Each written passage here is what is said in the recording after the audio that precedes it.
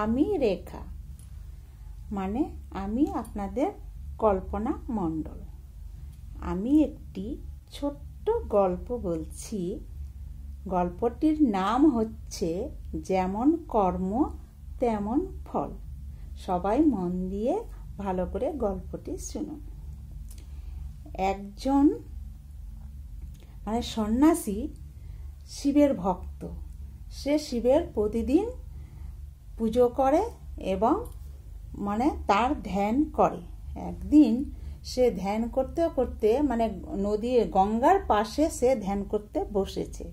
সেখানে ধ্যান করতে করতে তার মনের মধ্যে আসছে আর কি, যে এই যে সব গঙ্গায় যে সব লোক স্নান করছে, এই যে স্নান করছে, স্নানের যে পাপগুলো ধুয়ে যাচ্ছে, সেই পাপগুলোর কে নিচ্ছে? পাপগুলো কি গঙ্গা, সবার পাপগুলো কি গঙ্গাই নিচ্ছে? যে কোটি কোটি লোক স্নান করছে, তাদের পাপ ধুয়ে যাচ্ছে, সে কি গঙ্গা পাপগুলো নিচ্ছে?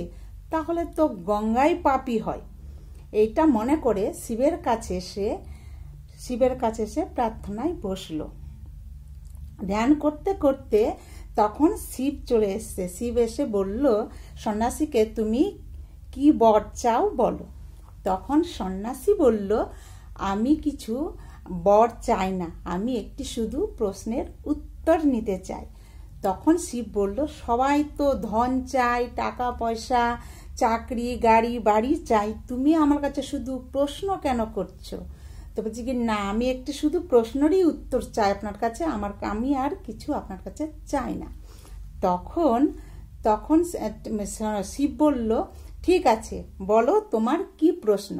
তখন সন্ন্যাসী বলল, আমার প্রশ্ন হচ্ছে, এই যে কোটি কোটি লোক এই গঙ্গায় স্নান করছে, তাদের যে পাপটা ধুয়ে যাচ্ছে, সেই পাপটার ভাগী কে, গঙ্গা না অন্য কেউ? এত পাপ নিয়ে গঙ্গা কি করছে? তখন শিব বলল, এর উত্তরটা তো আমি দিতে পারবো না, কারণ এর উত্তরটা গঙ্গাই দিতে পারবে। চলো তাহলে গঙ্গার কাছে গিয়ে যাই। তখন শিব আর সন্ন্যাসী গঙ্গার কাছে গেল। গঙ্গাকে বলছে, গঙ্গা, তুমি যে তোমার কাছে যে সবাই স্নান করছে, কোটি কোটি মানুষ, তার পাপগুলো তুমি কি করছো? তুমি কি সেই পাপের ভাগী? তুমি সব কি পাপ নিচ্ছ? তখন গঙ্গা বলল, না, আমি তাদের পাপ নিতে যাব কেন? আমি তো সব পাপগুলো আমাকে দিচ্ছে, সবাই স্নান করে আমার পরে পাপগুলো দিচ্ছে, আমি সেই পাপগুলো তো আমি সমুদ্রের মধ্যে দিয়ে দিই। তাহলে কি সমুদ্র পাপী? চলো তাহলে গঙ্গা, শিব আর সন্ন্যাসী মিলে সমুদ্রের কাছে গেল। সমুদ্রের কাছে গিয়ে সমুদ্রকে বলল, এই যে গঙ্গা তোমাকে পাপগুলো যে দিচ্ছে, সব স্নান করে যে পাপগুলো মানুষরা ধুয়ে যাচ্ছে, সেই পাপগুলো যে সমুদ্রে দিচ্ছে, সেই পাপগুলোর কি ভাগী তুমি? তখন সমুদ্র বলছে, না, আমি কেন পাপী হতে যাব? আমি এত পাপ বোঝা করে নিয়ে বইতে পারি? আমি সব পাপগুলো বাষ্প করে মেঘের মধ্যে দিয়ে দিই।